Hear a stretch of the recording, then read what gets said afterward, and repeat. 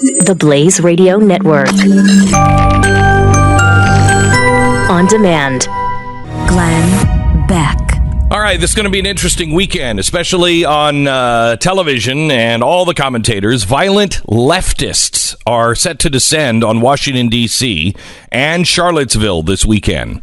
Now, you're not going to hear it reported that way. You're going to hear about the right. But remember, these are violent leftists. What part of the right includes socialism? Do you know anyone who is on the right, small government, constitution, that doesn't believe in the Bill of Rights, doesn't believe in the Constitution, and does believe in socialism? I don't know a single soul. But somehow or another, the media has labeled the neo-Nazi movement into the right. They may have voted for Donald Trump, but they are not conservatives. Sunday marks the one-year anniversary of the Unite the Right rally, and a state of emergency has already been declared to free up additional law enforcement and National Guard. They say that over 2,000 demonstrators are to show up in Washington, D.C. That is a very, very small number for Washington, D.C.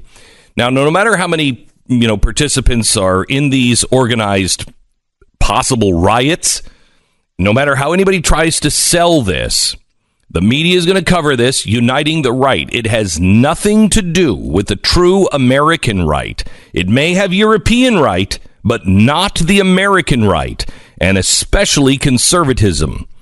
It is absolutely crucial for everyone not only to understand, but also scream it from the mountaintops. We reject their racism, we reject their violence, and we reject everything they stand for.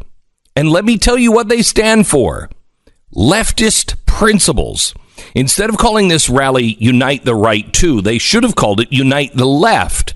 Because the two sides, if they listened to one another, they would really, truly struggle to find things that they disagreed on.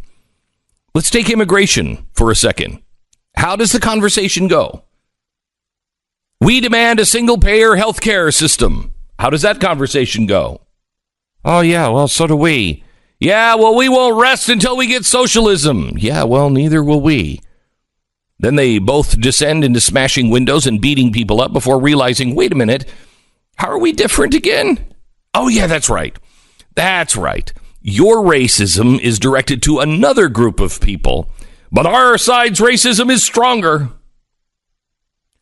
Don't let any media outlet or any person try to tell you that what may or may not happen this weekend has anything to do with the right or conservatism. It does not. This is about two groups of like-minded leftists. The only difference is national socialism over international socialism. International socialism is called communism.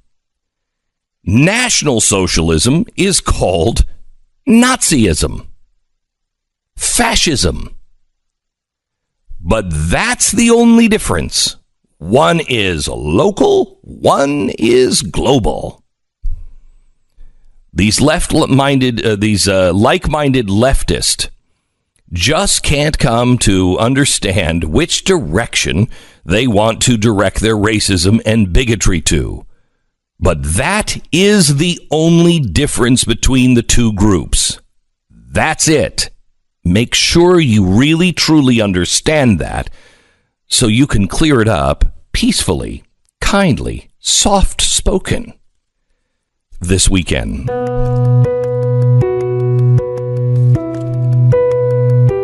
It's Friday, August 10th. You're listening to the Glenn Beck Program.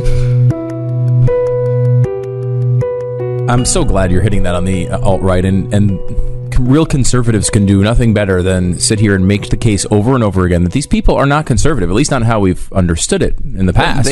They are the right of the Europe. If you remember the train track monologue that I've done a million times, that is the European left. And we have bent down into that European left again and right because of progressivism. But that's not the American system. And one of the points you made on that monologue, which you're correct, you did do many times, is that there is no small government option in Europe.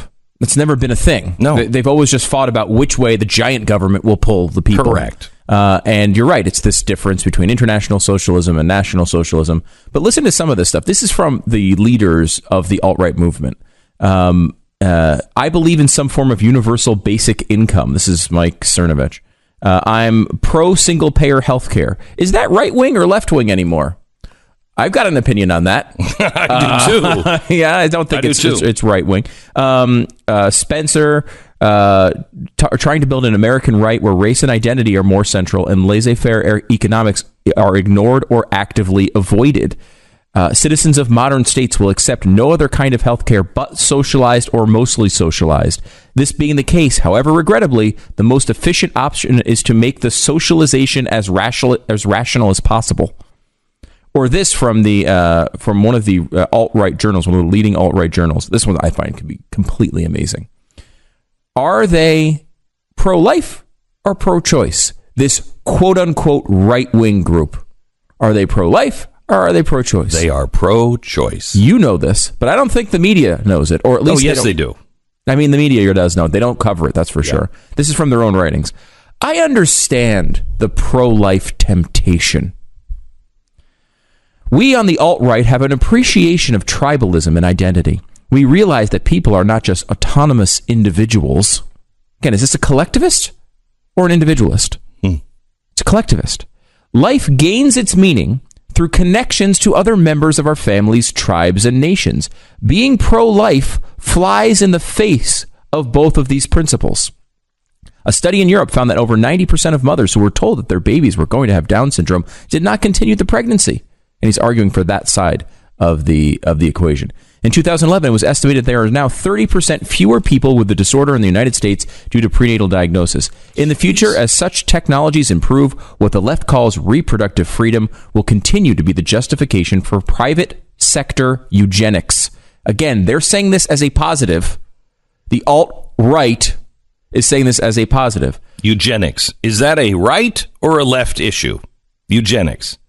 It's central to the progressive movement. Yes. Here in the United States in particular. Yes. The alt-right is skeptical, to say the least, of concepts like, in quotes, equality and human rights, especially as basis for policy. The unborn fetus has no connection to anyone else in the community. Community being the important thing here.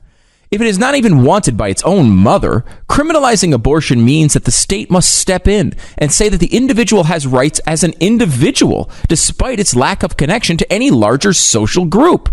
This is no problem to those in the conservative movement who decide right and wrong based on principles like, quote, the right to life.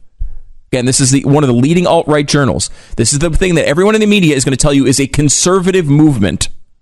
They're even deriding the word conservative. Okay, so go ahead. I got to give you the last few Yes. here. The mother-child bond is the strongest among human relationships. When the parent-child bond does not exist for a pregnant woman, society has no business stepping in. The alt-right, for both our own principles and the greater good, must oppose the pro-life agenda. Okay, so how did this happen? How did the American right, the classic liberal, okay? Because we don't think anymore, let me explain classic liberalism. Classic liberalism is the founding of this country. Our founders were classic liberals. Classical liberals, right? Yes, which classical liberals mean basically libertarians. That they believe in the individual. They do not believe in the collective. The individual is supreme. He answers to himself. The government answers to the people. It was a completely new idea. Now, this liberalism was hijacked, and it was hijacked intentionally by FDR. What happened before FDR was the idea that man could rule himself was no longer valid around the turn of the century. This came from, remember, in the 1850s, you had Karl Marx in Germany write the Communist Manifesto. a German writing the Communist Manifesto. So that's the birth of socialism in Germany. They embrace it. It starts to go through the universities. Our universities start looking to Germans and say, oh, well, they've got this new scientific method. Now, remember, we are based, our whole government, on science and reason. It's the age of reason. It is the Enlightenment. So we were built to look for scientific reasoning, scientific answers. So socialism comes in, eugenics comes in, Darwinism comes in, God is dead. It all starts to churn. And Nietzsche says, wait a minute, if you kill God, God is dead. This is a warning, not a celebration. God is dead. You're going to replace him with something. What did the Germans replace him with? For a while, science, eugenics. We can create the master race. But to be able to create the master race, you have to have somebody up at top deciding for everybody what's right, what's wrong. Well, here in America, our progressives look without judgment because the mass killing hadn't started yet. They look at communism and say, this is great. This is the new scientific way. And what Russia is doing, read Woodrow Wilson's words, what Russia is doing is the right thing. Well, everybody starts to think that communism is the right thing.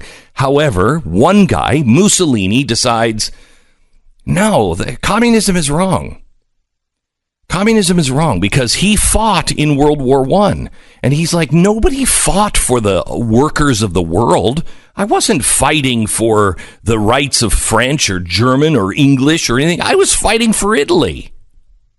He says, I agree with all of the concepts of socialism, but communism is global. We need national socialism. And so fascism starts. Now that becomes very appealing in the United States. So everybody, Time Magazine, everybody, New York Times, FDR, they all look to Mussolini as this new model and say, this is great. And Mussolini and Hitler himself eventually look back across to the United States and say, FDR's one of us. He's a fascist. This is great. Look at his policies. The New Deal is exactly what we're doing.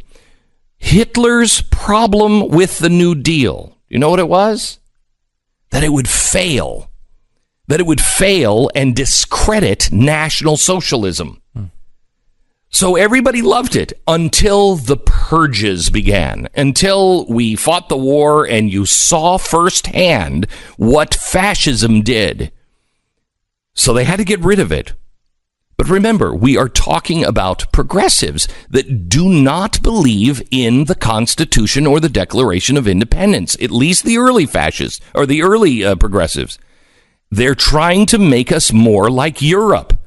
Well, Europe only has two choices. The United States of America is the only place on earth that ever believed that the smallest amount of rule was the best.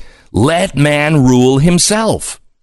And so if you want to give them the benefit of the doubt back in the 1940s, it wasn't an evil thing to move the fascism to the right, because that's where it was in Europe. They thought like Europeans. The Declaration of Independence and the Constitution were outdated. They weren't fast enough. You couldn't get things done to be able to survive in a world where you had to make decisions quickly. It had to be a strong man and a government that controlled everything. So if you did go to war, you could just flip the switches and you could produce whatever you needed to produce as a country. That's a discredited system. That system doesn't work, and we're seeing another attempt at it in Venezuela. It doesn't work. Under Woodrow Wilson's care, the classical liberal, the one who is our libertarian today, that seat was taken away from the table and through propaganda and everything else discredited as crazy kooks. Well, they weren't crazy kooks. That's the way America became America. And we have been feasting off of those bones or that gas. And we're at the end of that now. We're now at a decision point. Are we going to accept left and right as the Europeans do and officially declare the American experiment, which was man can rule himself? Are we going to say that is over? It has failed. We've done our homework. That doesn't work. After over 200 years of success, we're going to throw that out and we're going to say Marxism, socialism in one of its forms, which never succeeds. And don't give me the Netherlands. Look what the Netherlands are doing now. They're running from it because it's all collapsing around them. Why? Because of immigration. If you don't have a homogenous society where everyone agrees and everybody's pretty much the same and it's small, it doesn't work. Because it requires everybody to believe the same thing. And that is why they're shouting people down.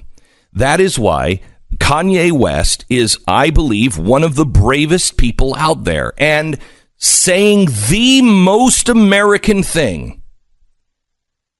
I don't have to believe what you believe. I'm an individual. I want to play a couple of cuts from his appearance on Jimmy Kimmel yesterday. Kanye West, like him or hate him, agree or disagree, every American should agree with what he's saying or why he's saying it, better yet. You don't have to agree with his conclusion on who to like, who not to like. But if you truly listen to what he was saying, it is the most American message I have heard from anyone in the mainstream. I can't think of another one. It's been that long. Next.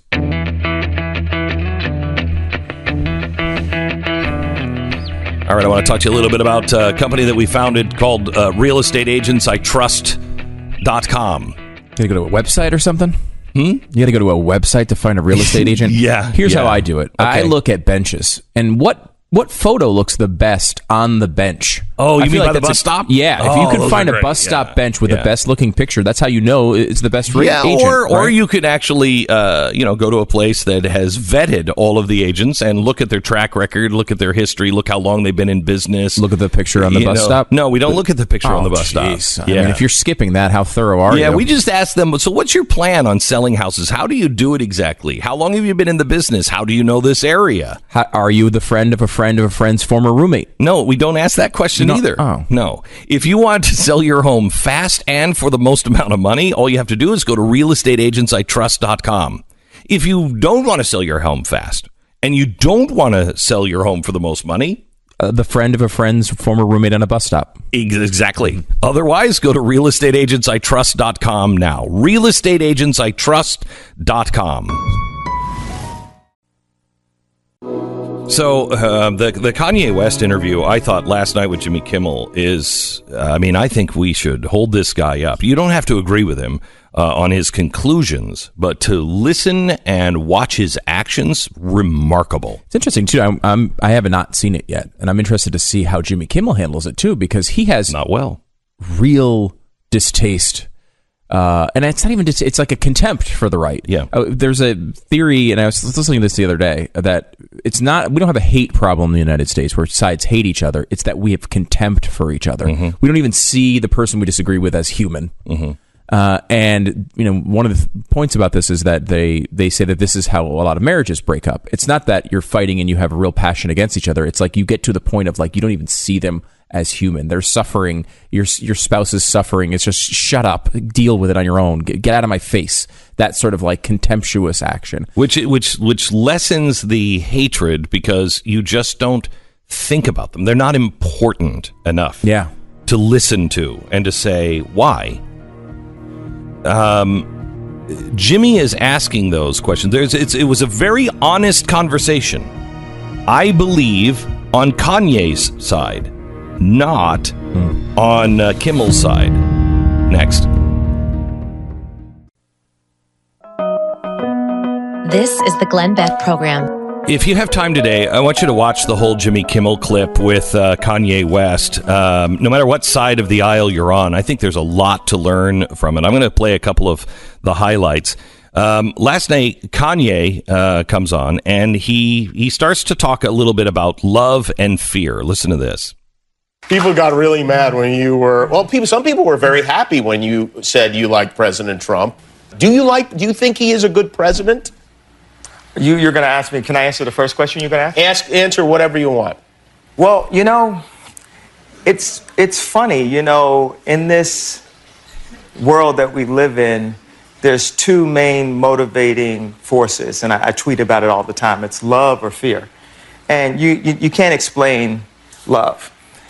My cousin is locked up for murder, and I love him. I saw he did a bad thing, but I still love him. And just as a musician, African-American, guy out in Hollywood, all these different things, everyone around me tried to pick my candidate for me. Mm-hmm. And then told me every time I said I like Trump that I couldn't say it out loud or my career would be over. I'd get kicked out the black community because blacks we're supposed to have a monolithic thought. We can only be Democrats and all. So even when I said it right before I went to the hospital and I expressed myself. Listen to this. And when I came out, I had lost my confidence. So I didn't have the confidence to take on the world and the possible backlash. And it took me a year and a half to have the confidence to stand up and put on the hat, no matter what the consequences were. And what it represented to me is not about policies, and because I'm not a politician like that, but it represented overcoming fear and doing what you felt, no matter what anyone said, and saying, you can't bully me. Liberals can't bully me. News can't bully me. The hip-hop community, they can't bully me. Because at that point, if I'm afraid to be me, I'm no longer Ye. That's what makes Ye. You hear that? That is the most powerful statement on so many levels. Let me just start here. Here's what the left doesn't understand. They are currently putting people through college, and they are indoctrinating. And if you disagree, you're shouted down. The vast majority of people just go along with it. They don't want to get involved. Just don't get involved. It's not worth it. Okay? They're not necessarily thinking those deeper thoughts. And so what happens is, as that gets stronger, you're not even exposed to thoughts. You're not around anybody who says something reasonable, not political, just reasonable. Like, hey, you know what? Should they really? I think I have the right to choose, right? I don't necessarily want to go along with everybody. Shouting down. It makes people like Jordan Peterson much stronger. Because I just read this article in Atlantic that we have to talk about. In the Atlantic, this progressive mom with progressive kids in college finds out that her progressive son in his 20s and all of his friends are listening to Jordan Peterson. Why? Because they've never heard this kind of thought before, and they've never heard two people get together and discuss these things without screaming at each other and saying, you're a racist, you're a hater, I gotta shut you down, you're the enemy. It's his message of, I just want to be me, is going to connect and is uniquely American. It is what America was founded on. I want to be me, my right to pursue my happiness. The world is moving towards collectivism, and it's a very strong pull. But in America, There is something that I think it's into our fiber now. I think it's in our DNA. I hope it is. This yearning to breathe free. Not with hate, not with contempt, not to crush somebody else, just to be me. Now, the next thing you have to get out of that clip, this broadcast with him last night started with you make clothing. You're an artist, successful artist. Actual physical art, not musical art. You're a physical artist that is incredible. You are a hip hop guy. You're a music producer, incredibly successful. You make your own clothing, incredibly successful. Here's a guy who is at the pinnacle of success. And we've all seen how arrogant he can be. I mean, he's got reason to believe I can do anything. It takes him a year and a half to get the courage to say, I want to vote my own way. This guy, if this guy takes a year and a half to say it, what chance do you have? What chance do your kids have? This guy shouldn't be afraid of anything. And yet he stood up because everyone said you can't. They'll destroy you. They'll end your career. You'll have nothing in the end. And the guy had the balls to do it. This was not something that he just said. Everybody was like, oh, he's just saying that to sell an album. He might have at the time. You listen to him now? No, he wasn't. His album is already out. It's all done. He's making a much deeper point here. And that is, get away from fear. You should not have the fear of McCarthyism. No matter what the ideology is that they're trying to stifle, McCarthyism is bad. Now, cut 2, please. We are too protective.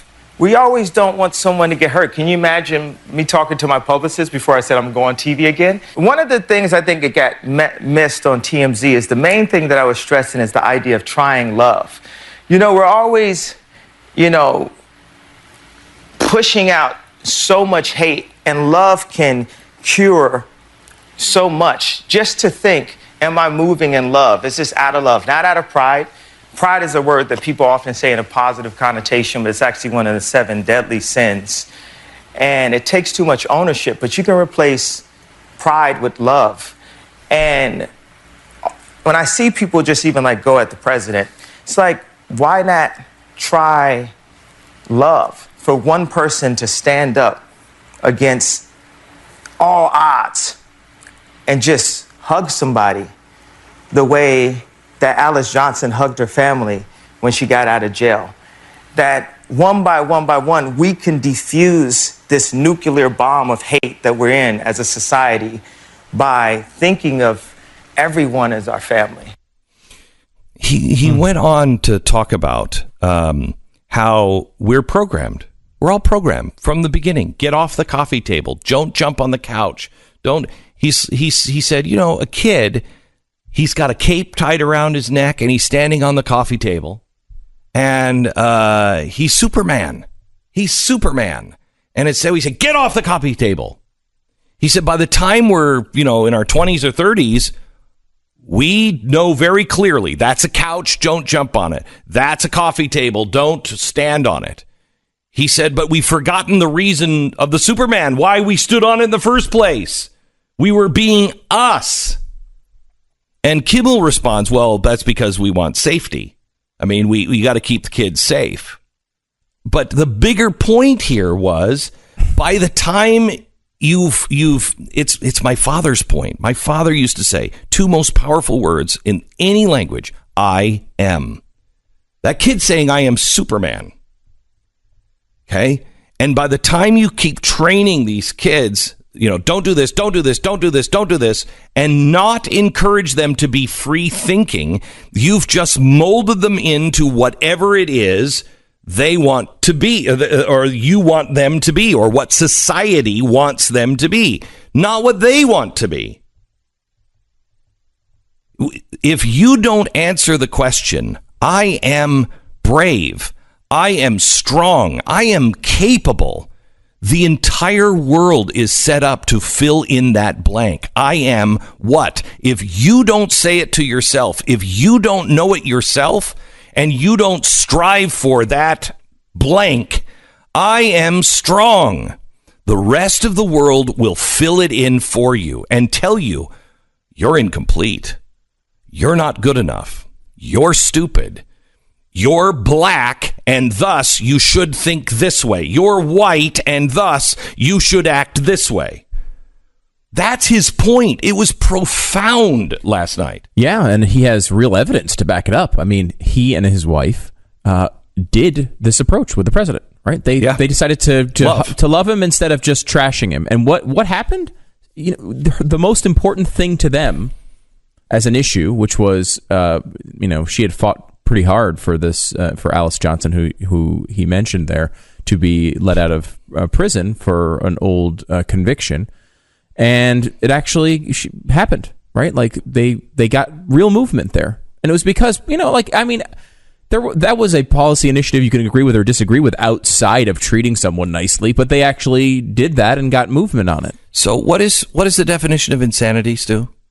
The one that always quoted is doing the same thing over and over again and expecting a different result. The media, I learned after Obama, after 12, I learned everything that I did.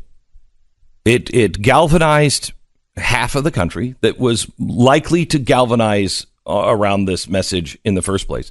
But it did not spread beyond that. It didn't spread beyond that. It may have made a difference in children that we are now seeing and yet to see that watched the show, but it didn't galvanize anybody else. It didn't reach beyond itself. Okay. In 12, we had the same result we had in 8. Why? In fact, it was the people were more strident. Why? Well, because our approach did not work. Now, I learned from that. Change your approach, not your viewpoint. Change your approach. He is right. He is right. What is the press doing? Definition of insanity. They saw a tactic that did not work. Done by the right. We were just doing what we had seen done to George Bush under the left. Two can play at that game. Now they're doing the same thing. They don't see it. And every time, if they would just stop with the Trump thing, if you just stop and treat him, if the Democrats would even embrace him on some things, you would not believe what you could get done. I'm convinced of it. But because everybody wants to try to have these tribal lines and are frightening everyone else, stay in the tribe, stay in the tribe, stay in the tribe. The results are going to be exactly the same. Don't stay in the tribe. The tribe is going over the cliff. Both sides going over the cliff. Kanye is right.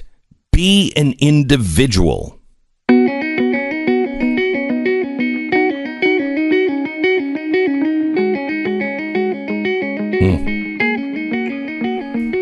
Can't wait to get to Dan in Ohio. Bill O'Reilly's coming up in just a second. All right, hiring is challenging. I mean, before there was ZipRecruiter, I hired and that's how I got Stu. Is that a good idea? I don't think so. Wait, what are you saying? I'm just saying ZipRecruiter can find qualified people.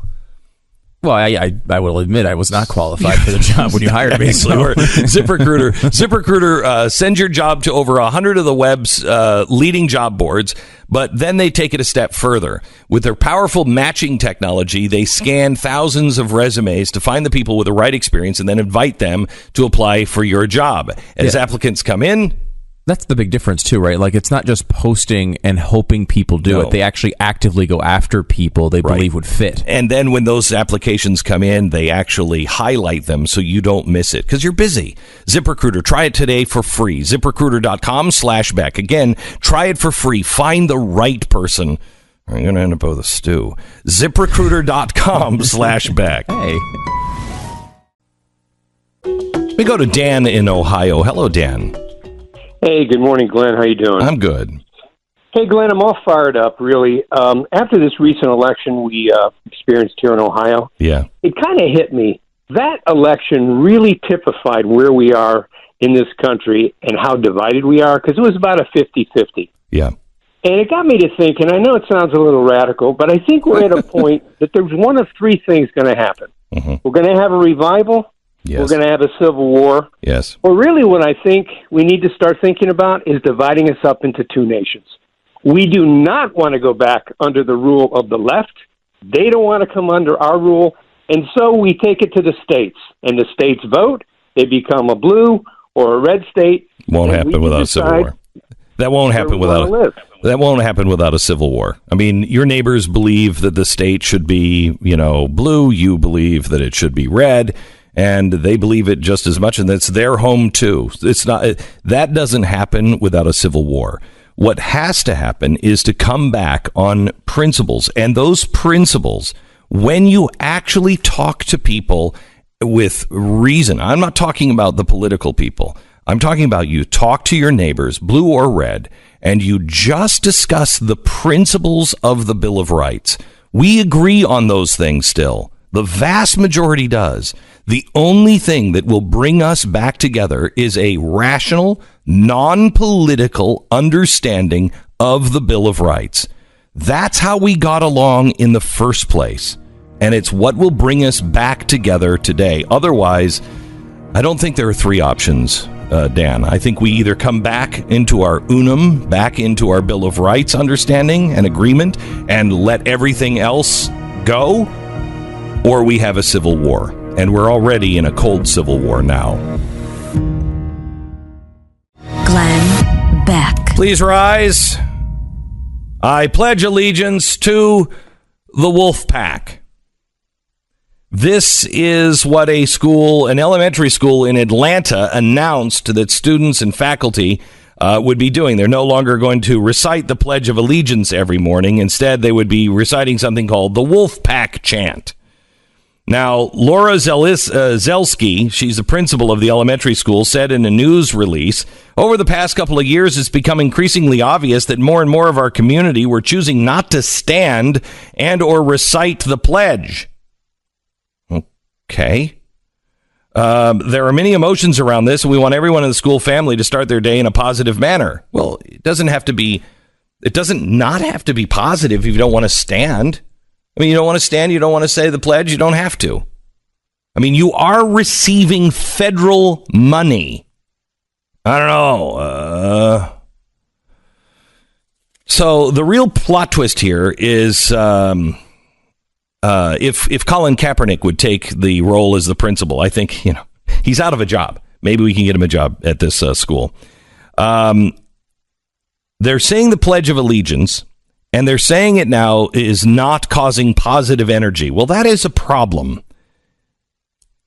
In some ways, the Pledge of Allegiance is a way of acknowledging I'm really grateful.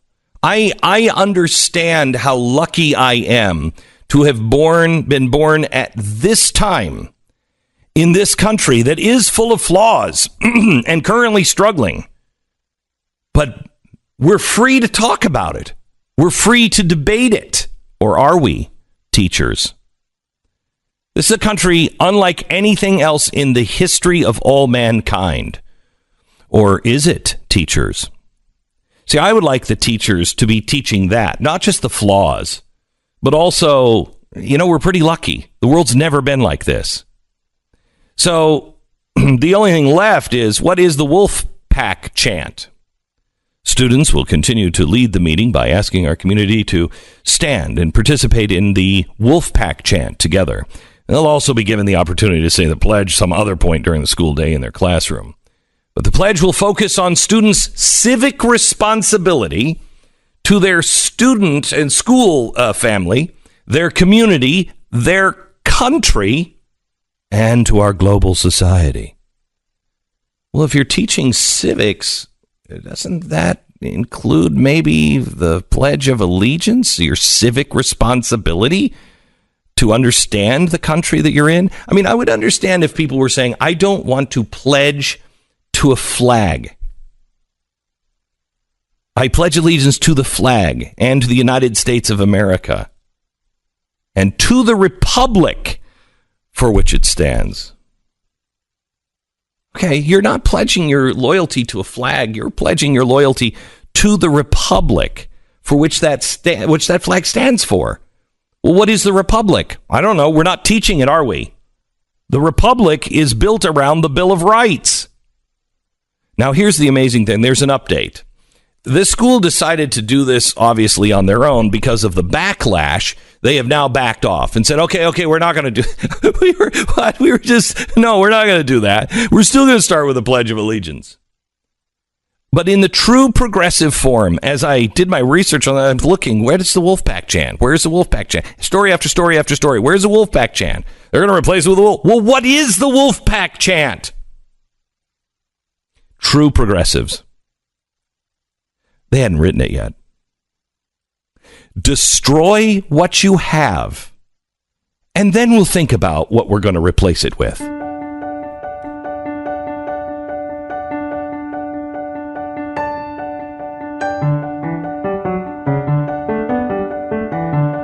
It's Friday, August 10th. You're listening to the Glenn Beck Program.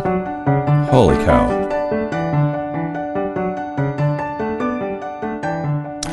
Welcome to the program. Let's go to Bill O'Reilly. There is a ton to talk to Bill O'Reilly about this week. Hello, Bill. How are you? I'm the same, Beck, which is tragic for everyone. It really is. It really is. Sorry to hear that. So let's start with what happened in New Mexico. And I think the clarifying moment here should be for the press. Why so many people think that the press is the enemy of the people, and I don't feel that way. I think they are they're a helper to ignorance, and they certainly have an agenda. But you could look at the case in New Mexico and say, maybe this is why so many people think you're an enemy of the people. What were your thoughts on how they covered this Islamic extremist camp? Well, we've always known, and this was kind of stunning, that there was a hesitancy on a part of the New York Times. They led this press attitude, hesitancy to condemn Muslims who were violent. I think that's about as accurate as I can make it. There's a hesitancy about it because in their mind, Muslims are a minority in America, and you know how the white people treat minorities, and if we start to report accurately on them and their violent tendencies, then peaceful Muslims will be attacked. So it was all that. It's not like, okay, we have to tell the truth. It's if we tell the truth, then this is going to happen because we live in a white supremacist society. That's what they always do.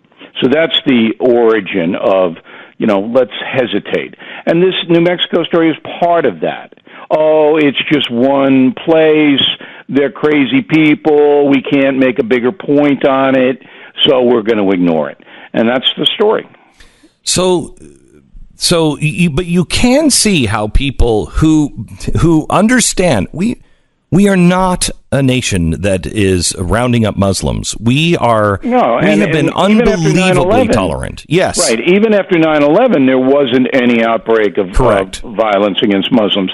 But if you really want to carry it a step further, can you imagine if this group in New Mexico were white supremacists? Exactly right. If they were just NRA members. Or anybody like that, it'd be 85,000 live shots.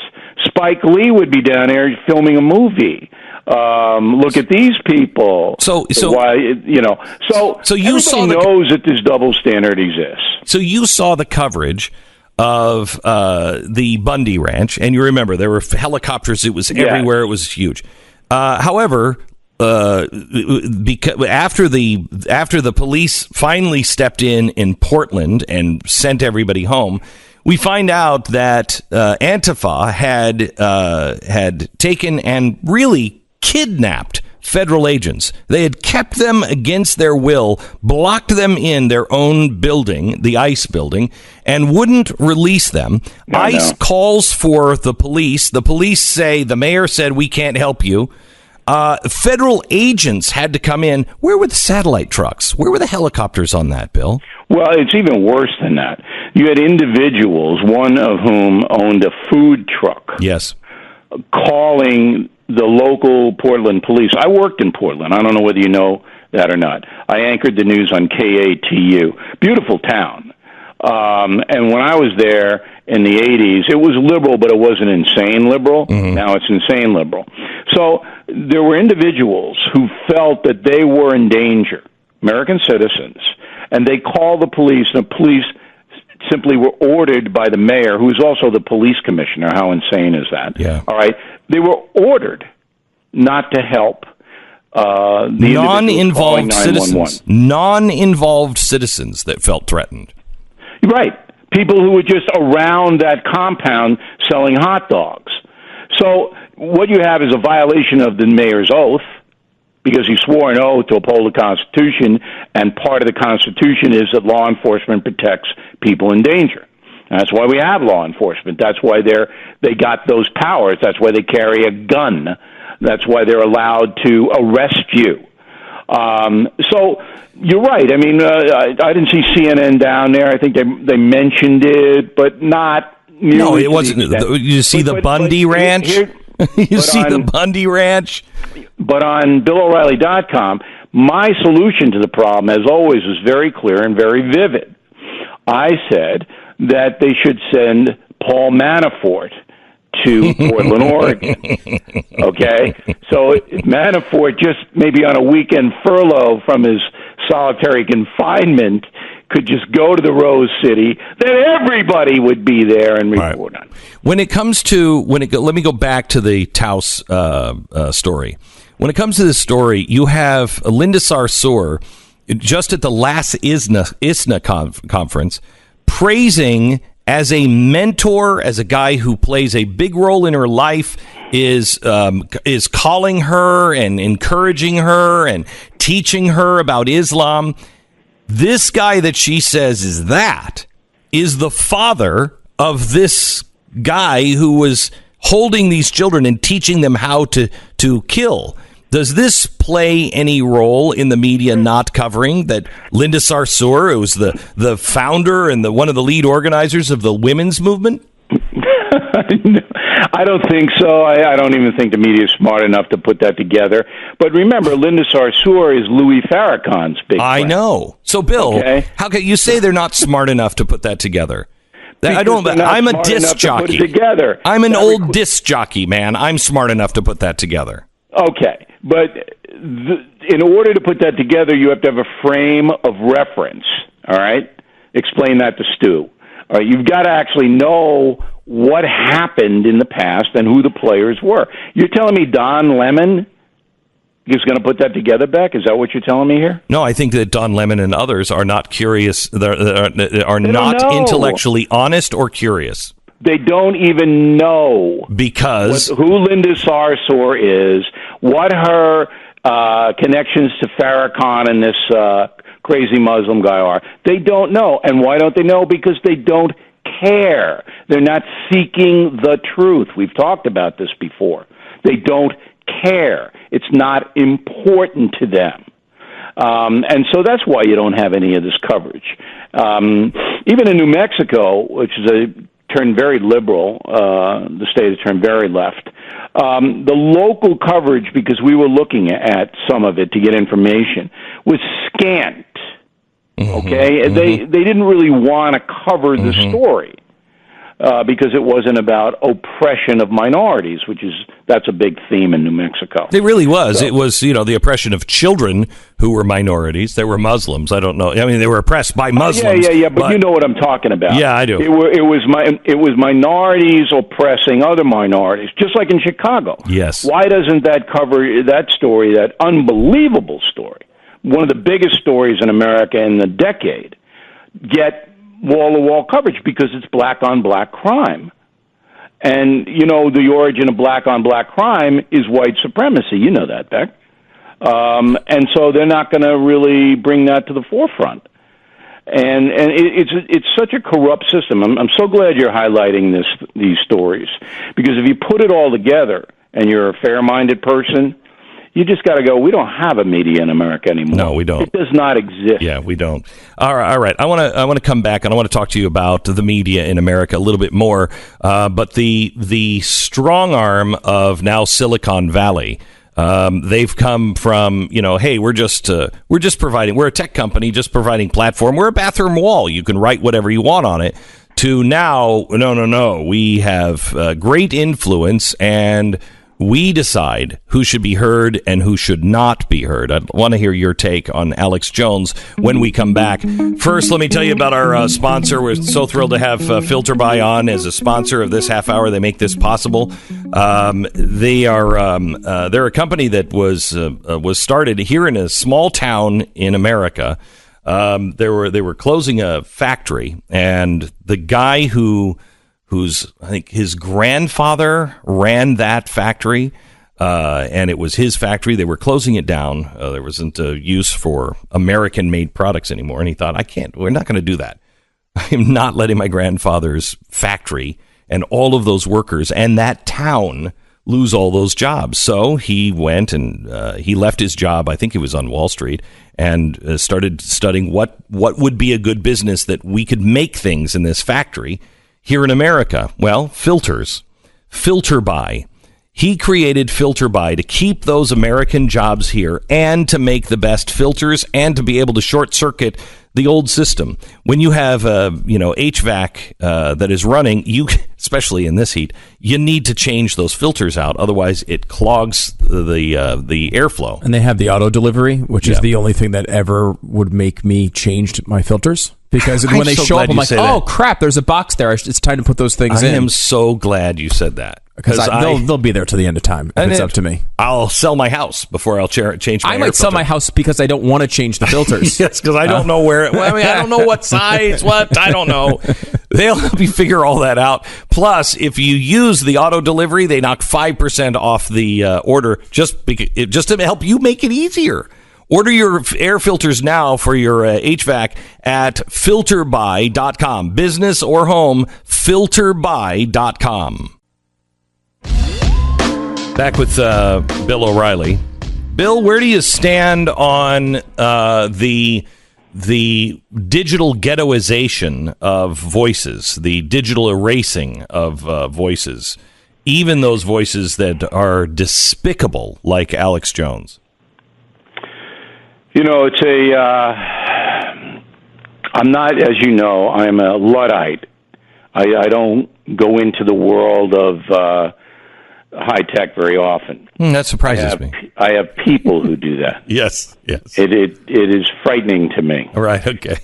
The thing that always stays in my mind is that these are private companies. All right? Now, there's also a complicated thing is that they're allowed to operate on the American grid, which the public really owns. So there's a crossover into what they do. It's not just a private company like a car company or something like that would be. I don't believe in censorship, but I think there's got to be regulation of defamation and rank attacks that are untrue on people. Got to be some kind of regulation. The problem is that there's not very many people qualified to do that. Mm-hmm. I mean, these people who run these high-tech companies, they don't know very much about editorial. They don't know what's right and wrong. They don't have a staff that checks anything. It's all about political correctness to them. I mean, Laura Ingraham got attacked this week for making a demographic comment that she put into some kind of context. You may disagree with it, but all of a sudden she's a white supremacist and they're just ripping her up. That kind of stuff is really dangerous. But I think the government has got to basically have some kind of regulatory capacity about what is legal and illegal, not what's right and wrong. But if there's an illegality involved in like, let me give you an example, inciting violence. So that if you have a commentator that says, you kill all Irish people, yes, Irish people are evil. Well, let's use a real example. Louis Farrakhan. Right. He's a hater. But, Farrakhan is interesting because when he writes his speeches, he doesn't come right out and say, he talks generally. And you mean about violence? Yes. About hurting other people, white devils. Correct. Jewish Satans. Stuff, that kind of thing. Yes. So, I would err on the side of you got to have the expression out there, as you said, even if it's hateful. But the government should put some kind of guidelines in place, not laws specifically, but guidelines. I think we already have that. We've all done that. Here's the thing. Private companies can make their own private decision. However, it amazes me. I'm consistent on that. When it comes to the 14th Amendment, you can't discriminate against blacks. Okay, we all know that, and I wouldn't want to. But if there is the coffee cup cafe, all spelled with K's instead of C's, they have a right to exist. I don't want them in my community. I'll never go there, but they have a right to exist, and I have a right to say they're despicable and not go there. It's true what you're saying, but I know you don't like the government intrusion, and neither do I. But because these companies access technology that's partially paid for by. I'll give you an easier one. They engage in interstate commerce. That's what FDR. That's how FDR changed America. Interstate commerce. But they also are on the dole. Mm-hmm. If you can imagine this, Facebook and all of these companies that amass billions of dollars, and the dole is paid for by the taxpayers. I don't know who I trust less, the government or Silicon Valley. I really don't, and that's up for debate, I guess. We go to Bill O'Reilly, back with more of the recap of the week next. The release of my new book, Addicted to Outrage, is September 18th. We invite you to go get it now on Amazon.com, and also I'm going on tour, and I'll be announcing the cities that I'm going on tour, I believe, on Monday, but it will definitely be early next week. I remember there was a conversation about you going to Long Island in Bill O'Reilly's neighborhood. Yeah, I can't do Bill O'Reilly's neighborhood. Maybe that's something that Bill would come out and he could support. Maybe he could talk about his book a little bit. It seems. Why does he leave? Bill, do you leave the house these days, or what's the? Once in a while. Mostly I'm a shut-in. But Beck is welcome to come to Long Island. But I don't know if he's going to be able to get the accents down, Well, I can't. I don't understand the Long Islanders, I guess. Yeah, it's like, hey, is that Beck? Is that Glenn Beck? Yeah. Yeah. All right. So, Bill, let me go over something that you just posted on BillO'Reilly.com. Yes. Having spent a good part of the last year writing my upcoming book, Killing the SS, The Hunt for the Worst War Criminals on Earth, which, by the way, is fantastic. Finished it. Thank you. I'm tuned into violent behavior more than ever before.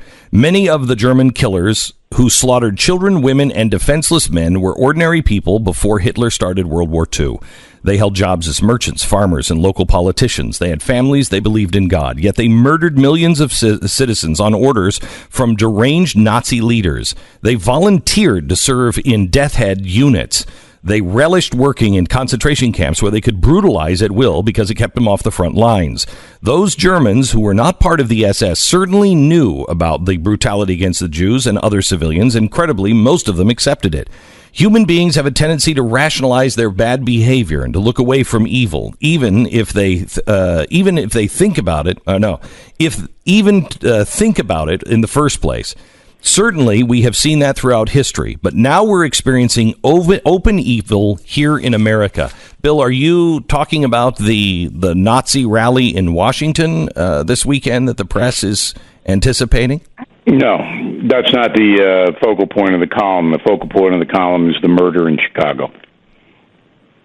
But there's only been, I think, 78 wounded and 18 killed since last Friday. What violence in Chicago? Between 7,000 and 10,000 shot in the last 2.5 years on the nation's third largest city. So when you say, okay, so what's the difference between an SS concentration camp guard who guns down people and the gang members in Chicago who pull up at a party and there are hundreds of people milling around and they start shooting into the crowd? What's the difference? Is there a difference? No, I was going to say ideology, but no, I don't know if there is. It's evil. Both groups couldn't care less about human life, and both groups were basically allowed to do what they do by the power structure. Look, are you telling me that in certain selected neighborhoods in Chicago that the federal, state, and local authorities cannot control these people walking out of their house with guns and shooting down people in the street? You telling me that? Because that's not true. That's a lie. You'd have to put the National Guard in the neighborhoods. You would have to do that. But why wouldn't you do it? Why didn't you do it 5 years ago? This has been going on for almost 10 years. You know, when there's a civil disturbance, the governor of any state or the president of the United States has the authority to put the National Guard in to quell the civil disturbance. Is this not a civil disturbance? So why don't they do it, Bill? Because they're afraid of being called whatever, fascists or anti-black, because a lot of the activists don't want it. They don't want to occupy black neighborhoods, that kind of thing. If you actually care about the people, I don't care what color they are, if my community was under siege and we knew who the bad guys were, we knew they were these gangs, and the police would not come in, just again, like Portland, I'm just an average citizen. I'm not involved in this. I want to, this is my home. It's different than Portland because the police in Chicago will come in, but they are not allowed to stop and frisk. So if they know there's a gang member, and they know who the gang members are, and he's walking down the street, an officer cannot come over to him and pat him down to find the gun. Because Rahm Emanuel and the city council, uber leftists, have banned that. So that's number one. They can't do that. Number two, if they do stop someone, and that someone turns around and says, what are you stopping me for? I didn't do anything. They can get sued. The individual police officers lose their whole career because there's no backing by the uber left Chicago politicians. No backing for the police. They're not backed. So the police officers say, you know what? I'm not going to do much because if I do anything, it's going to be my career. It's going to be over. And it's happened time and time and time again. So now the federal authorities, just like they did in Mississippi, just like they did in New Orleans when they took over, the federal authorities took over the New Orleans Police Department, have to go into Chicago and stop the carnage unless you want another 10,000 people to be shot in the next 2 years. And, you know, you look at these press conferences, Rahm Emanuel, this is Barack Obama's big guy. And where is Barack Obama on this? He used to work in these neighborhoods as a community organizer. Why isn't he there screaming like I'm screaming? Where's LeBron James and Michael Jordan and all the social justice warriors in the athletic community? Why aren't they in Chicago? You know why Sharpton and Jackson aren't there, because they don't make money by going down there and pointing out that it's black-on-black crime and the social problems come from a total collapse of the family in those areas. That's why this is happening. These gang members some of them are as young as 9, and they're given guns because they don't have any supervision at their home. That's all true. but you'll never hear it reported. And there's excuse after excuse. And the governor of Illinois is a Republican, Rayner. I mean, he sits there in Springfield, and he does nothing. While tens of thousands of people are shot. More people are shot in Chicago than in Afghanistan, where there's a war. And I'm saying to myself, I wrote this Killing the SS. I tell you about the evil that was perpetuated and that Germans looked away. German Americans are the largest ethnic group in America. There's no difference between Americans and Germans, ethnic-wise. And the whole population of Germany says, oh, yeah, well, it's not me. I'm not killing them. Well, Dachau's right out of Munich. You saw the barbed wire there. People disappear from your neighborhoods, and yet you do nothing from 1933 to 1938? 5 years, you do nothing? And the same thing's happening in Chicago. You let these people run out on the street and sell narcotics at will, and they're armed to the teeth, and they go and kill anybody they want to kill, including children and elderly people walking to the grocery store, and you don't do anything about it? And I'm including President Trump in this as well. On the campaign trail, he, because of my reporting, said, I'm going to clean this up. Well, clean it up then. Put the guard in there. You put the guard at the border, and it worked, by the way, at the border. Can you imagine Donald Trump putting the National Guard? He'd be a racist. It would be. Yeah, no. Absolutely. Here's what's crazy, Bill. Remember when the police officer was shot here in Dallas during that Black Lives Matter yes. protest? Yes. So I had people who were actually in that march come into the studio, and I sat with them and I talked to them, and we had a fascinating conversation. Many of them, none of them had actually read the manifesto of Black Lives Matter. They were only marching because they felt like no one was listening to their pleas. And I had mothers and grandmothers who said, we're afraid of our own grandchildren because this evil has come into our community and no one will listen. So we are deemed racist if we do focus on it, and we are racist if we don't focus on it. But there's a bigger question, because everyone knows if these gang members were in Beverly Hills, this would have stopped the first week.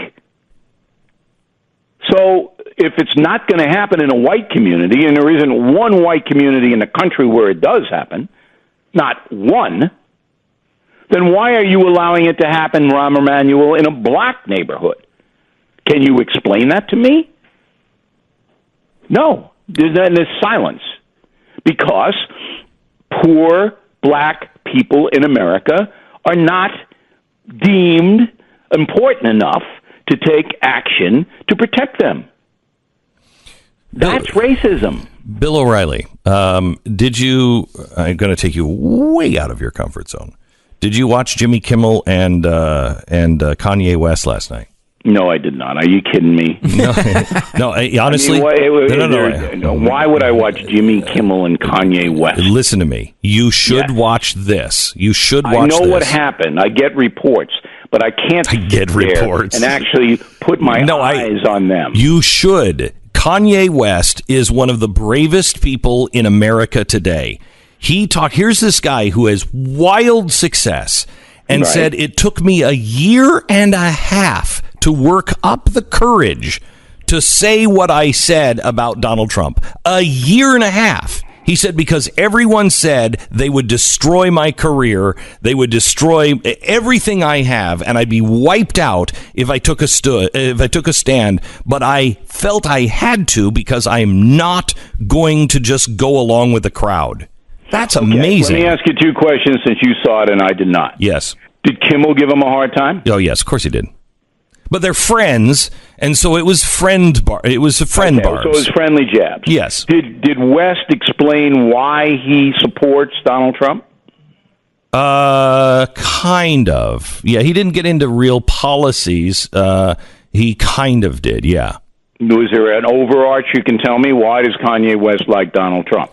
No, he didn't. he focused more on the fact that society cannot tell people what to think. Okay, I got that. I'm just curious if and I told you the story about me and Kanye West in the elevator.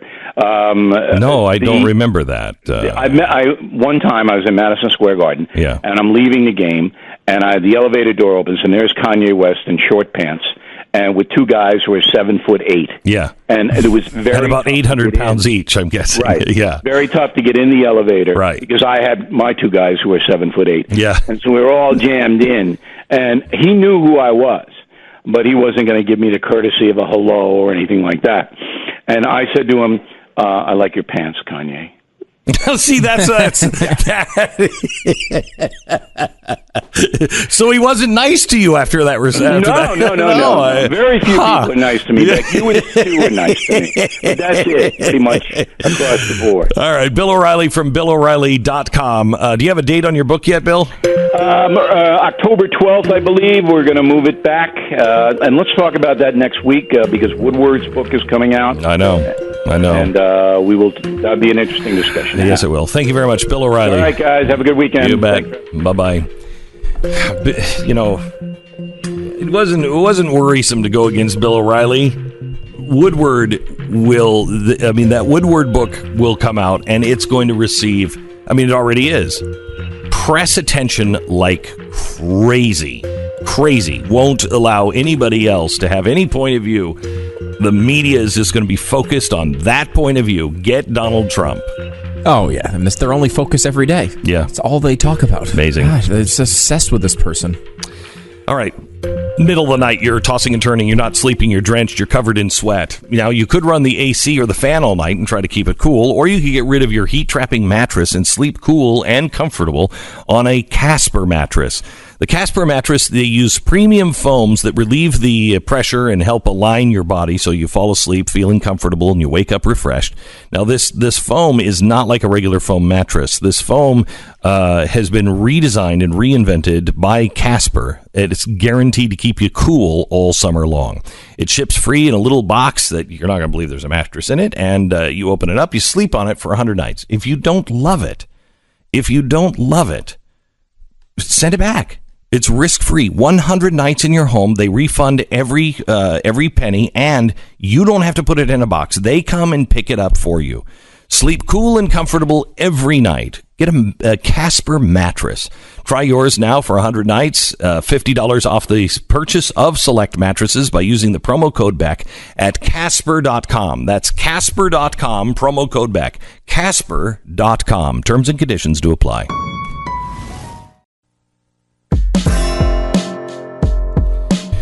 Welcome to the program. Glad you're here. It is Friday. I'm going to a concert with my daughter this weekend. You are? Yeah. I'm going to see Miranda Sings this weekend. Miranda Sings. You've told me about this person. A YouTube star, right? YouTube star, That's Netflix a comedy star. thing, right? Yeah, it's a comedy thing. You either get her or you do not. Most people, I guess, do not because they haven't really watched her very much. And when you see her at first, you're like, what the? You don't even know if it's real or not. And you're like, I don't get it. She's very selfish and ignorant. And it's a character, right? It's a character. Yeah. It's a character. But she thinks she's wonderful. She thinks she's a superstar. And she is awful. And it's started on the internet, and it's basically kind of mocking all of the YouTube stars and right, and how people become stars, and it's hysterical. I think it's very funny. But and it got so big it got picked up by Netflix. Yeah.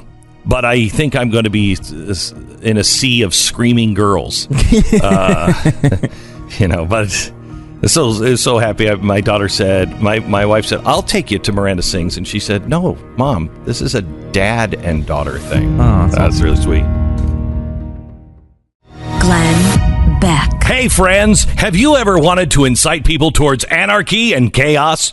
Have you dreamt of rallying people to harass members of the president's administration who you just can't stand? Well, great news. Now you can be like Maxine.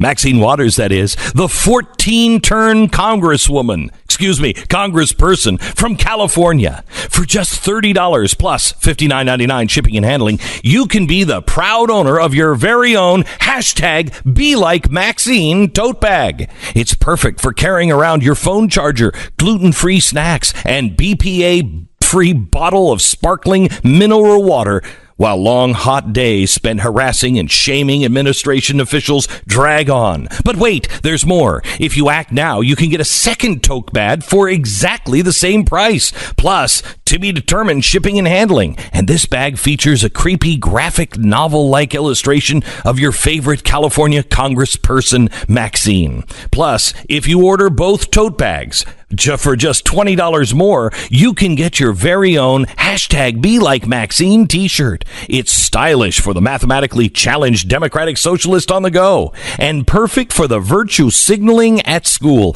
getting coffee, or waiting in line for your universal basic income check. Order now and get 0.25% off your total when you use the Maxine-approved promo code Civility Won't Save Us. By the way, all of this was bogus except for the actual products. The actual products are actually made and sold by Color of Change, the largest online racial justice group in the U.S. If you see a video on the Color for Change website, which you won't because you don't go there, Black Lives co-founder Alicia Garza says, quote, "Civility won't save us because this administration and white supremacy doesn't care about being polite." So Color for Change has now launched the Be Like Maxine to encourage people to be rude.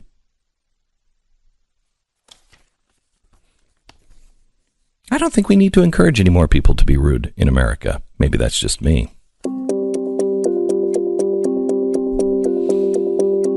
It's Friday, August 10th. You're listening to the Glenn Beck Program.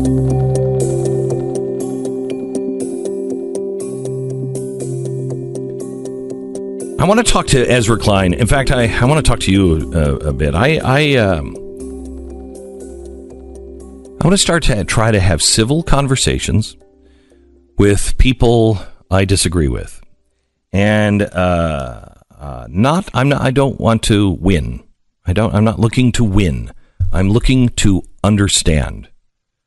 So what happened last night, and I don't think, I don't know if Jimmy Kimmel has the place to do this. That's not what his show is about. But trying to really understand Kanye yesterday was profound. If you really listened to what he said, I can't believe I'm saying this about Kanye West. It is really one of the most wild transitions I've ever seen. I mean, he seemed, and look, people go through life changes, right? Yeah, they he do. seemed completely crazy. Not even just because he was liberal, right? He was, no, he's just crazy. George Bush doesn't care about black people. Seemed completely crazy as of 2 years ago. And he still probably, I'm sure he has lots of things that he says that are crazy to me or somebody else. Mm-hmm. However, his point last night was we shouldn't all try to be the same. We can't force people into little boxes. And he said it took him a year and a half to develop the courage to come out and support Donald Trump. A year and a half. A guy with that much power and clout. And that much confidence. Mm-hmm. A year and a half. Because he was afraid. And he said, I'm done with fear. I'm just done with fear. So I wanted... one of the people I'd like to have on is Ezra Klein. Now, Ezra Klein is a lefty. He runs Vox now. Mm-hmm. And Vox is at least something that occasionally surprises me. Occasionally, like they did a story on the numbers behind socialism and everything that these democratic socialists are doing. They took the actual numbers from the socialists, from left-wing think tanks, from even the government sources to predict how much it was going to cost for all these socialist programs. And this article is basically saying, look at the cost. $218 trillion. There's no way this is affordable. Right. No way this is affordable. So at least they're trying to look at actual facts. Well, I want to read this because I'd love to talk to him about this because there doesn't seem to be a two-way street. So this is his response about the problem with Twitter with Sarah Zhang. Now, if you remember Sarah Zhang, she did some really nasty statements online. One of them was kill all men. What was it? Erase white people, just some really nasty stuff. So Klein said, a few years ago, it became popular on feminist Twitter to tweet about the awful effects of patriarchal culture and attach the line #KillAllMen. This became popular enough that a bunch of people I know and hang out with even began using it in casual conversation, kill all men. And you know what? I didn't like it. It made me feel defensive. It still makes me feel defensive. I'm a man, and I recoil hearing people I care about say all men should be killed. Hey, is that reasonable? Yeah. That's totally reasonable, Seems right? pretty reasonable, Okay, yeah. It seems reasonable. But I also knew that wasn't what they were saying. They didn't want me put to death. They didn't want any men put to death. They didn't hate me, and they didn't hate men. #KillAllMen was another way of saying it would be nice if the world sucked less for women. It was an expression of frustration with pervasive sexism. I didn't enjoy the way they said it, but that didn't mean I had to pretend I couldn't figure out what they meant. And if I had any questions, I could, ask and actually listen to the answer. This is fascinating. It really is fascinating. Fascinating column. Let's just make sure. Explain what I just heard, because I want to make sure I'm understanding this right. He's saying that sometimes when someone says something, you try to, instead of just mocking it or bashing it or taking it completely literally to benefit your own side, you instead ask questions about it, understand that maybe it's not exactly what they mean, and try to they're making a point out of frustration, maybe. Sure. Here's the other thing, he continues. All that was happening inside of my community, which both inclined me towards generosity and gave me more context for what was going on. So in other words, because it was his friends, he could give them the benefit of the doubt.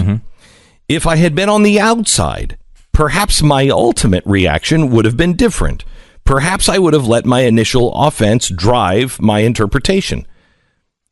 Ezra, I doubt that is perhaps. Although it seems like he's considering it, and I think I give him credit. This is a very honest piece. Yeah. And I just want to talk to him to see if that goes two ways. Well, and I think he's trying to say, because I think it is at times difficult when you have someone that you believe is coming from a bad place, to give them that break of saying, all right, that's not what they meant.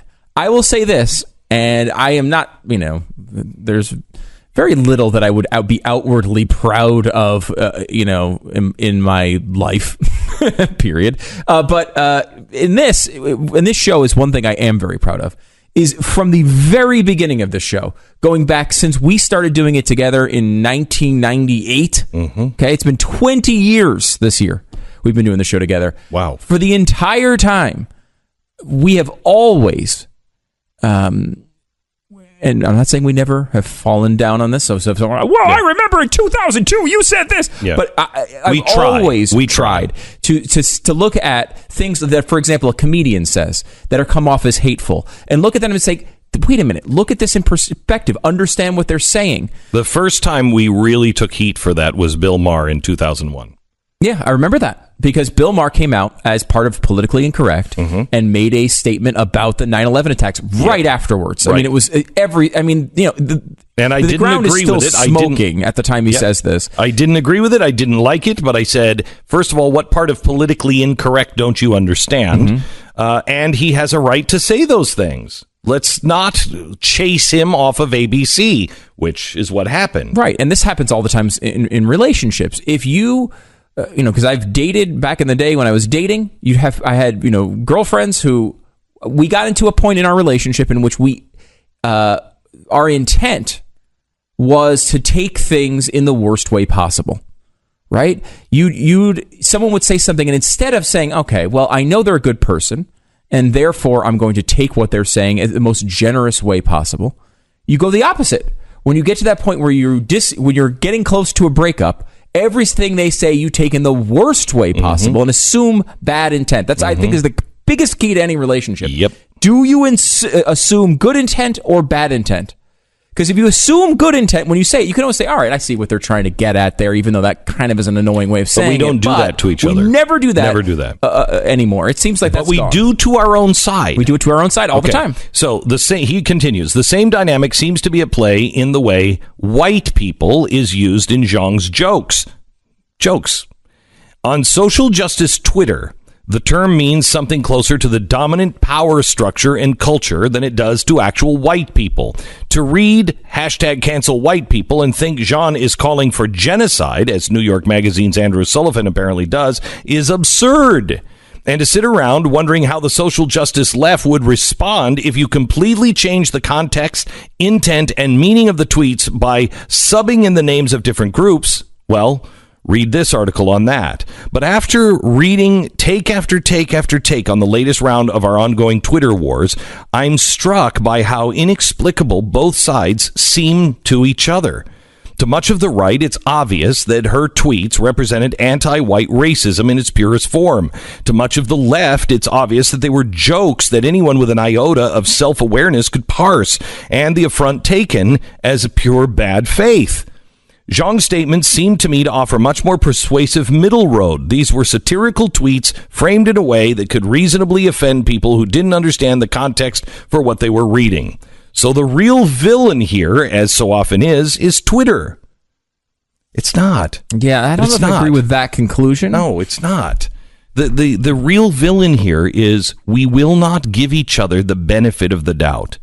And if the left thinks that this doesn't happen to us, I bring you back to, could I strangle Michael Moore with my own hands? How many times have you been asked about that? Million. Again, a complete joke back in 2004, maybe 2003, Yep. where you were joking, about Michael Moore, and someone said we were joking about people that were driving you crazy, right? And we were using. You made the serious point. I don't want to. There's so much negativity out there.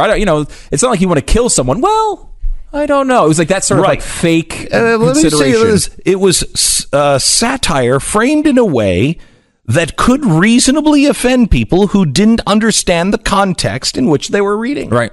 Yeah, it's exactly the same thing. And Michael Moore did a Broadway show, I believe, in which he went up on stage, and this is like last year, went up on stage 13 years after you made a joke on a radio show, and still is acting as if you want to kill him. Now, he, of course, knows that you have basically no interest in him at all.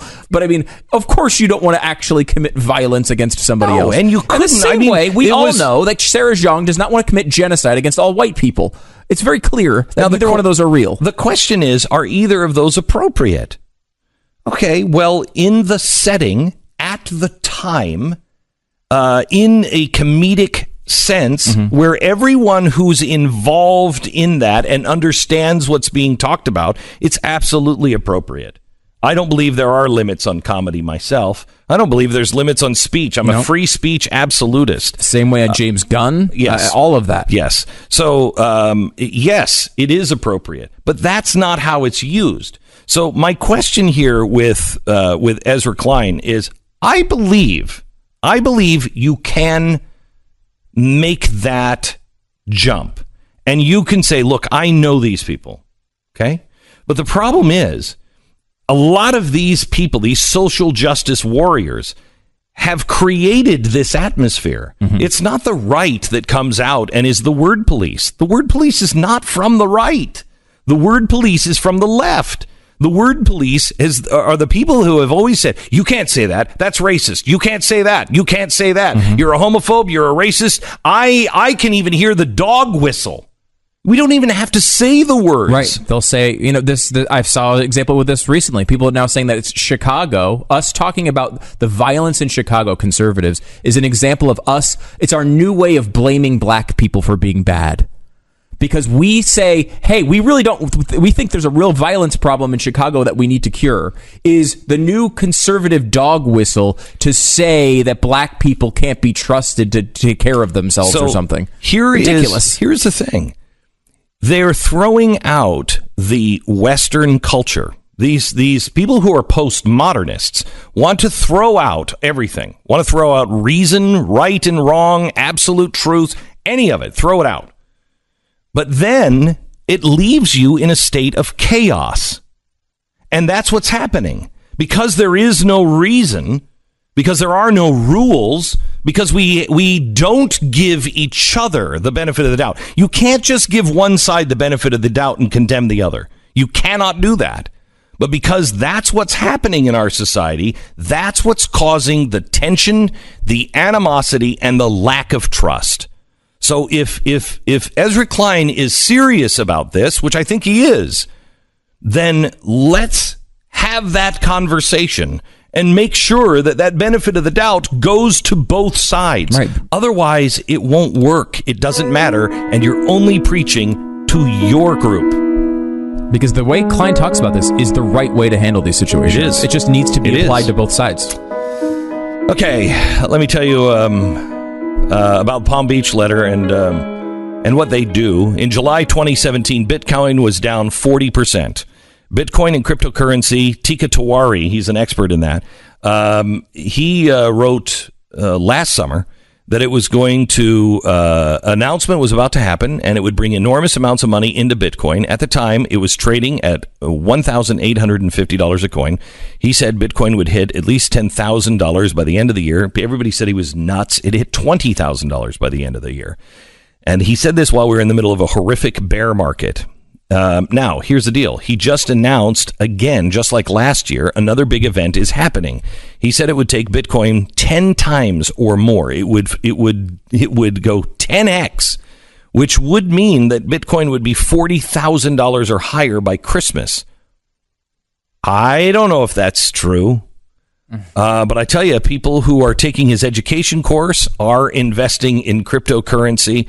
And it is, the guy's got a really good record on this. And he explains what those events are. I want you to go to smartcryptocourse.com, call 877-PBL-BECK for more information, or just go to smartcryptocourse.com and find out exactly why something can go 10x in the next 6 months. smartcryptocourse.com. Glenn Beck. Quickly, why is Donald Trump president of the United States? The press asks. Well, it's easy.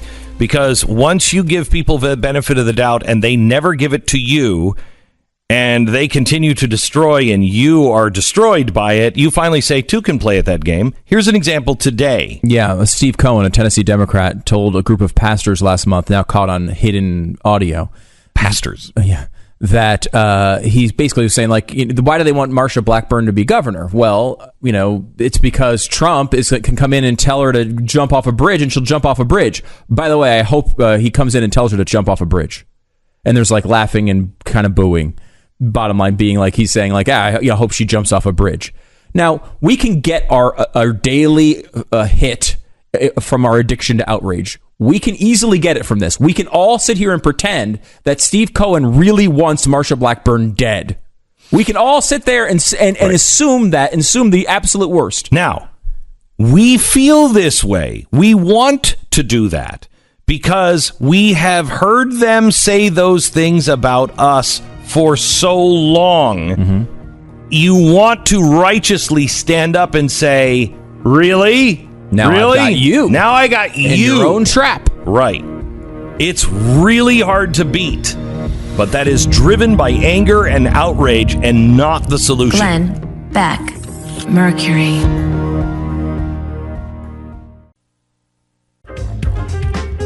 So, Stu, can I ask you a couple of questions? Tell me this. The Cleveland National Forest Twitter account posted about the arrest late Wednesday morning of a man who is connected with the holy fire burning in the Cleveland National Forest in California. The suspect, 51-year-old Forrest Gordon Clark, was booked into Orange County Jail on suspicion of 2 counts of felony arson.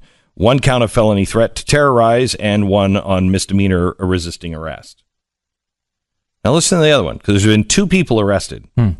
32-year-old man from Temecula, California, was arrested on suspicion of arson Wednesday night after he was accused of setting multiple fires, one which burned thousands of acres in San Bernardino photos and destroyed homes and forced thousands to flee. Why don't I have the name of the 32-year-old guy, but they're telling me where he's from? When I have the age and the name, but not where the man was from in the first story. I don't know. It's an interesting question. This is this massive fire in California. By the way, if you want to help, Mercury One has people on the ground in California feeding people relief, not only for the citizens, but also for the firefighters. You can go to mercury1.org and donate to our disaster relief because we really need your help. This fire is just devastating. But they're now saying that this... at least parts of this fire, arson. 2 guys. Which is pretty incredible. And it's also incredible the way that it's being talked about in the media, these fires. You would be excused to think that there's never been a worse case in history of they're getting worse and worse, right? Fires are getting worse and worse. And they're spreading faster and faster. And this is the worst fire in California's history. One of them. This is the worst fire in the history of California.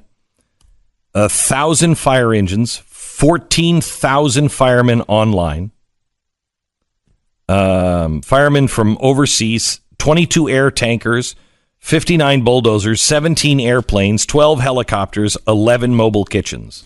What's interesting, however, is this is happening in a period of not increasing... global warming because fires are increasing. Right, that's what everyone's saying. Yeah. However, the exact opposite's actually happening.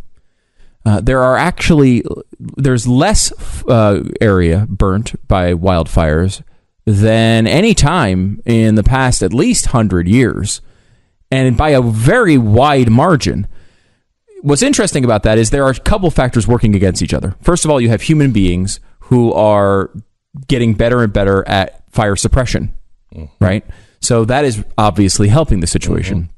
Then you also have the climate, which oddly enough, at this time, is actually helping suppress fires because of humidity.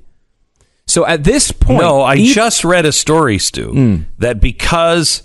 the global warming has happened, and they specifically said, and in this case, it is the combination. While the temperatures haven't risen, it's the combination of the temperature and the humidity which has made things hotter. Yeah, no, that's definitely not it. I mean, what I'm trying to say is that it may feel hotter to you as a human being, but that's not real. The drought is something that we'll talk about as well, but there's actually no increase in the amount of land that is under drought. There's no trend in that increase at all over the past at least 50 years. But you're talking globally. Yeah, okay. However, because there are certain areas that have been hit by drought, but there were other areas hit by drought when those areas weren't in drought. Yes. When California wasn't dealing with a drought, there was another area probably on the other side of the world that was. Okay. There's always droughts going on. So there have been droughts in the United States. Texas was hit by one. Yes. At one point fairly recently. But the other part of this, the reason why these fires are getting larger is because there is more of a fuel load available for them to burn. Well, what does that mean? What that means is largely because of fertilization. No, Stu, there is more I greenery saw it to on burn. television. No, I saw it on television. It is because men are going into the forest and they're building houses, that we are just building too many houses, and that's the fuel that's burning. No, that's not. I saw it. I saw it on the news. What's amazing is the media will tell you that the climate is making these fires worse. Okay, and if you believe all of their science and you just go with exactly what they're saying, what they say is consensus, there is an argument there that it's true. However, the argument they're making, and they will never express this, is that CO2 is making plants grow faster. So there's more plants to burn. There is more greenery to burn. No, wait, Stu. It is improving the growth of CO2 we have learned is bad. Now, I learned in the old-fashioned days that plants breathe CO2, and it's kind of, we give them what they need. Yes. They breathe in what we exhale. They exhale what we breathe in. That is 100% true. In fact, we've shown experiments on the air where they will put two little seedlings in a confined area and pump CO2 into one of them. Greenhouse. And you will actually see the plant grow faster. They'll speed up the time, and the plant will grow faster and larger, and it will have more density. And that is what's happening right now. It's why there's more fire. Now, the other part of this, which is really super duper important, is that we have developed technology. Capitalism has developed incredible tools to fight fires more efficiently. So we're actually seeing less of them overall. But they are getting a slight increase in the fuel load, largely because CO2 is helping plants grow faster. That is something the media will not tell you. They'll tell you one little slice of that. But the temperature and moisture is actually decreasing the amount of fires. Overall, the increase or the decrease has been significant. I could show if you go to my Facebook page, Stu Bergier is my name, by the way, if you don't happen to know that. If you go to my Facebook page, you can see the chart and you'll see how dramatic the drop is. And it is incredibly dramatic. And there's links to all of the scientific studies that show this. If you want to get super nerdy with your weekend. Point being, though, they intentionally leave out all of these facts to make you act a certain way and support a certain policy. And that is the type of news that, I don't know that you want to call it fake news.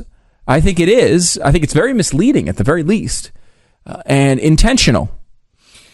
Well, look at the two biggest threats that we're under really right now. California. Are you getting the real news in California? I don't think you are, as we just discussed. The other one, New Mexico. Are we getting the real story on that? And why should you worry? And why did I ask about the fires? Why did I start with arson? Why did I start with that? Stu, you've been around with me long enough to know, and let's not go into details. Why? Just one word. Terror. Yes. Right? Okay. We're not going to go into any deeper than that. Yes. Terror. So arsonists, wait a minute. Let's know who these people are. That's why I asked, why is the name withheld? Why are the names withheld? Why don't we know who these people are? Can we find out a little bit more than just their names and their addresses? Who are they? Okay. I don't think this is terror related, but we should be at least looking at that. Same with New Mexico. In New Mexico, why isn't the press telling us this? And why is it important? In about 15 minutes, I'm going to go on my Facebook page, Glenn Beck, and I think also the Blaze Facebook page, and I'm going to tell you a story of exactly why the media is being irresponsible for not talking about what's really going on in New Mexico, what they were really doing, because it's been done before. And the effects are devastating. It would shut our country down. I really believe it would be the last straw. It would be the thing that would finally break us. And I'm going to tell you the story of when it happened again, and I'll do that in about 15 minutes on my Facebook page. Also, you remember that speech that Barack Obama gave? And we were all agreeing with it. We were like, yes, where is this president? Do you remember that? Just happened recently. Yeah, it's the one where he did it overseas somewhere. Yeah, so important. So important. Yes, he was doing it overseas. And remember, what was his message? Do you remember? It was, we got to stop with all this division. We've got to stop, right. Black and white, and I hate you, and you hate me, and we got to stop with all this. He even said something to the effect of, we can't get to a point where because you're a white person, your opinion doesn't matter, or something like that. Right. Yeah. We didn't ask. What foreign country was he in? South Africa. Now, here's our president preaching this in South Africa because reconciliation is over. The time for talking to white people is over. And they're on the eve of genocide. Yet, that's as close as he got to it. He did not take on that nation and say, stop it. He gave a message to a group of people who are about to slaughter an entire race. And that message rang true to us. Because that's where we are. Hey, guys, we can't get to a place to where you're a different party or a different race and you have no value and I'm not going to even talk to you. Okay? That's where we are. They are at, I'm going to kill the person of the other race because they have no value and they're in my way and they own my stuff. It's interesting to me that the man who many people think started many of these fires, or at least popularized them, brought them into the forefront, is now giving a message in a foreign country, and it's the message we need to hear from him. And it's almost as if he was downplaying what's really going on in the country in which he gave that speech. That's really interesting. All right, I want to talk to you a little bit about our sponsor this half hour. It's Simply Safe Home Security System. Great home security system. If you are looking to, have 24/7 monitoring, have the police called if there's, water damage, fire goes on, if a pipe bursts, if somebody breaks the kitchen window and is trying to get in, somebody opens the front door. Yeah, it's a big deal. My sister-in-law just got a Simply Safe system. Really? Yeah, she has a baby, another one on the way, moving into a new place, and they went with Simply Safe. The technology is so good that it makes a lot of sense. Plus, the price is so inexpensive. It's just the way that security is. I mean, calling up, I got Brinks, whatever. The Brinks is Brinks for a reason. They're taking your money away by the truckload. They're these old security systems. They were great at the time. But they signed you up for a huge bill every single month, and they said that was for monitoring and everything else, plus the system's very expensive. Well, no, it's not. It's really not. The system, a better system, a more modern system, one that is not wired, is available now from Simply Safe, and it's state-of-the-art technology, and the price will blow you away. Plus, the monitoring is only $14.99 a month, and there's no contract. You can cancel at any time. No big deal. You just, have the alarm go off in your house if you want, and you alert everybody that there's a fire or something, and it'll alert you. Or you could have it alert the fire department or the police department. It's up to you. You're in control. Simply Safe. Go to simplysafebeck.com and protect your home, protect your family. simplysafebeck.com. 10% off your home security system at simplysafebeck.com. Welcome to the program. Pray for me, because I am going to be surrounded by thousands of screaming girls this weekend at the Miranda Sings concert in I think it's up in Oklahoma someplace. Taking my daughter, and I actually like Miranda Sings myself. I cannot imagine what she's going to do on stage, but my daughter is just so excited to see her. So And then on Monday, I'm getting a lifetime dream concert for me. My first album I ever bought was the Electric Light Orchestra, Out of the Blue. And they're coming to Dallas, and they're on tour, and they are really good on tour. Oh, wow. Get to see them. I'm not going backstage to meet Jeff Lynne, even though I want to, but he's like I'm really a big fan, and I've met Elton John. Nope. This was before I was Glenn Beck. Met Elton John. Woof. That didn't help. Met Billy Joel. Woof. Did not help. Met B.B. King. He hit on my wife. Didn't help. I do not want to be. If he's a jerk, fine. I don't ever want to know it. Yeah. I don't ever want to know it. I don't like ruining my heroes when I meet them. Usually it winds up ruining it. Yeah. Coming up in about 10 minutes, I'm going to go on to my Facebook page at Glenn Beck. And I'm going to give you a story that we just didn't have time to do today that I think is really important. I need to tell you the story of why New Mexico is so important that we pay attention to it and we look into these things.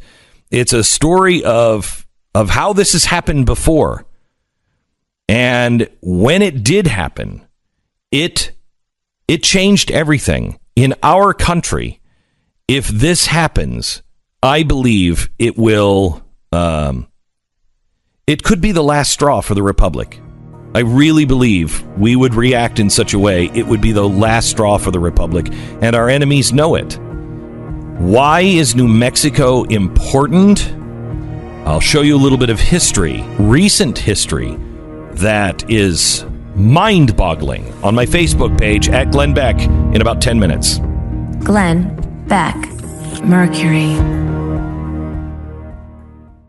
Mercury.